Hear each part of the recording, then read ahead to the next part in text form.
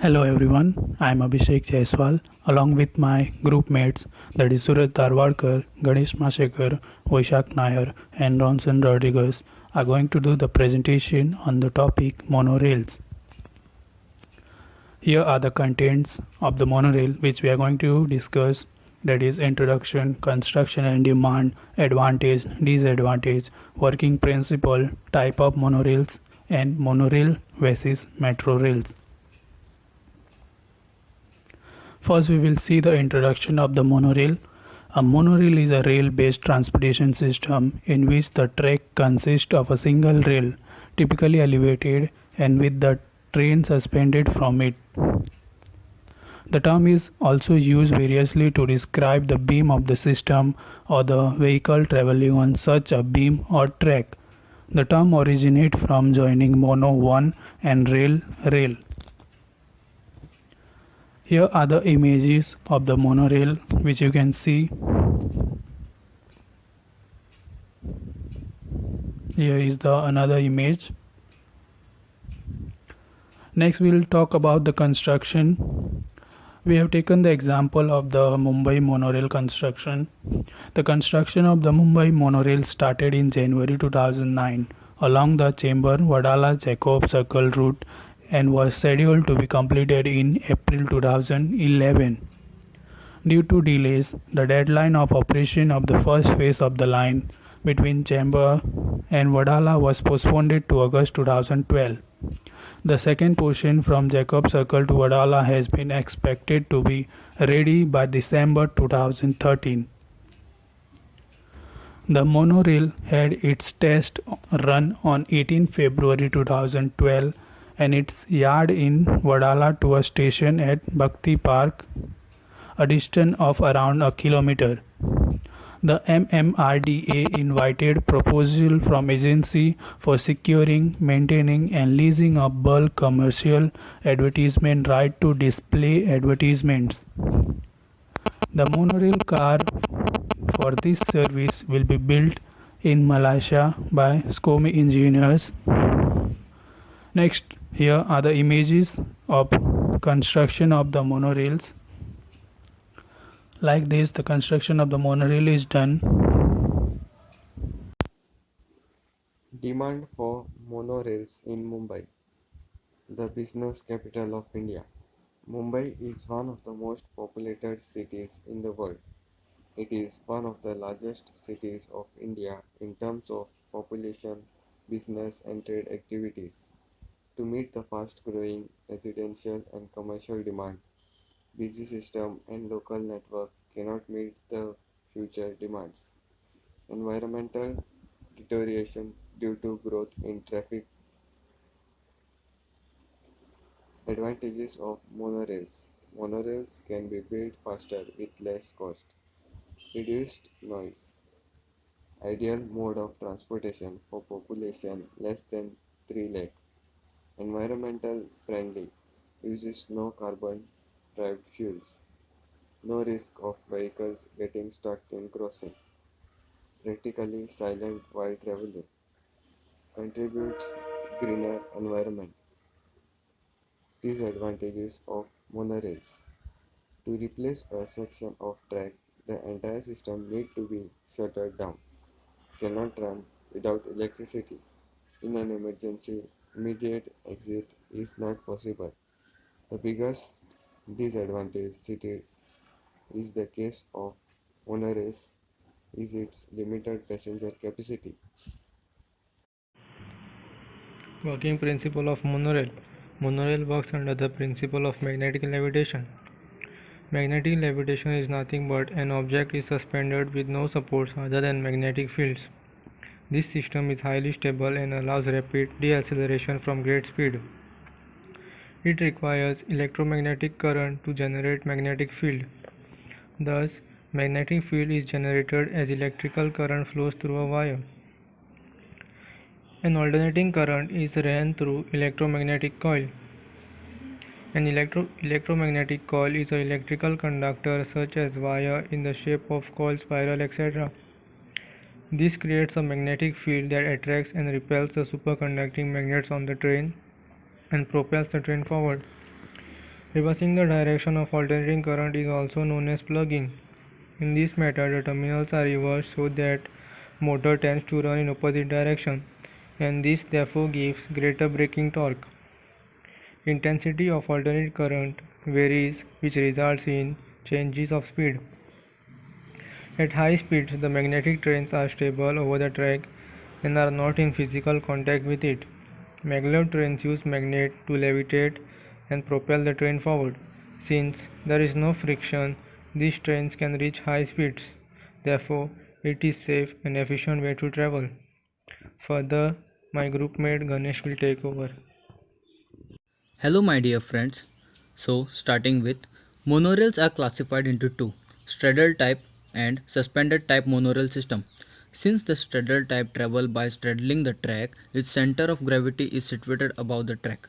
Straddle monorail is a kind of monorail system in which the vehicles use rubber wheels traveling across on the track or beam.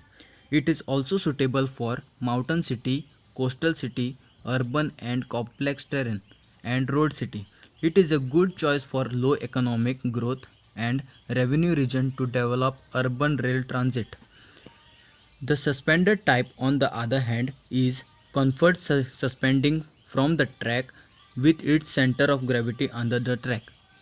A suspension railway is a form of elevated monorail in which the vehicle is suspended from a fixed track which is built above streets, waterways, or existing railway track. So here are the pictures. Further part will take over by Vaishak. Monorail versus metro rail. There are some differences between the already partially operating metro rail and newly proposed monorail system. Both of them run on a special elevated track. However, there are some differences as well, such as metro rail move on a double line track, whereas monorail run on a single track. Monorails require smaller space for setting up as compared to metro rail. Speed of monorails is low than the metro rail. Monorail capacity is about 10,000 passengers per hour, while metro rail has a capacity of 40,000 passengers. Fare in monorail is comparatively low than the metro rail. Here you can see images of monorail and metro rail and see how monorail train moves on a single track and metro rail train moves on a double track. Thank you. Construction stages for elevated viaducts and stations along the median of the existing carriageway. The construction work will start with the relocation of existing utilities along the road median as well as the road shoulder to facilitate pavement widening work. Barriers with hoarding will be installed to prevent debris from getting into the roadway and also to avoid distraction of the passing motorist, ensuring safety of the road users.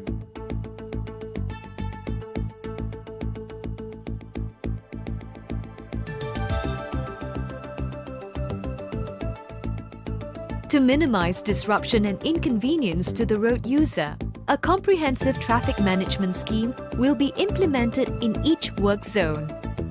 Existing carriageway will be widened to compensate for space being taken for construction work at road medians, ensuring existing number of traffic lanes is maintained and minimizing disruption of traffic flow. Traffic will be diverted safely to the newly widened pavement, and the space at road median will be barricaded and separated from the public.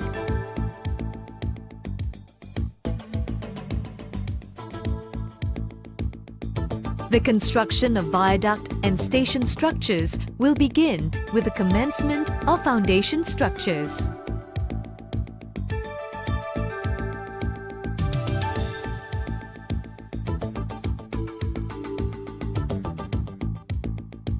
Steel sheet pile will be installed before excavation work and construction of pile cap to ensure stability of the adjacent road pavement and the safety of road user.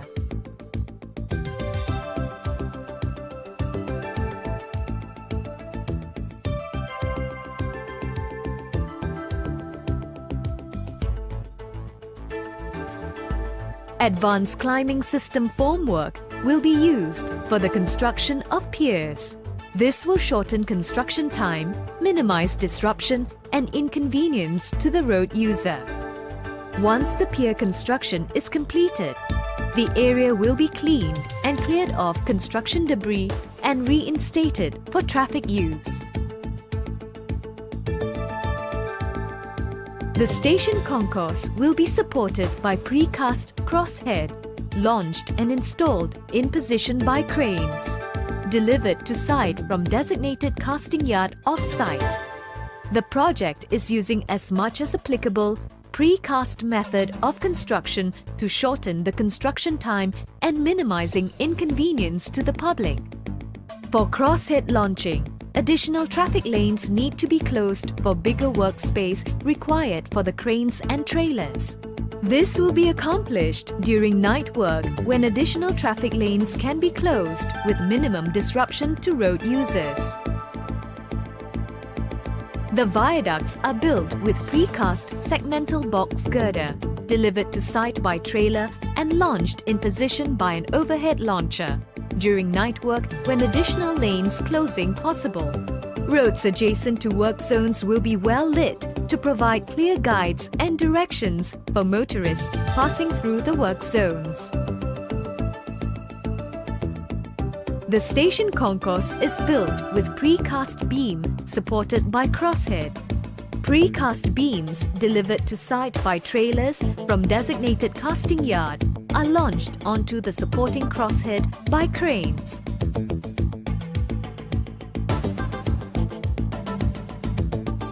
As a safety precaution, the soffit of the completed span of precast beams will be installed with safety netting to prevent any possible construction debris falling onto live traffic passing through underneath. The traffic flow is reinstated as before. The concourse level slab will be cast with concrete delivered by concrete mixer trucks from approved batching plant and placed in position by concrete pump trucks. Further station construction activities continue above concourse level with traffic safely flowing underneath. Construction of elevated station continues till completion without further disruption to traffic flow.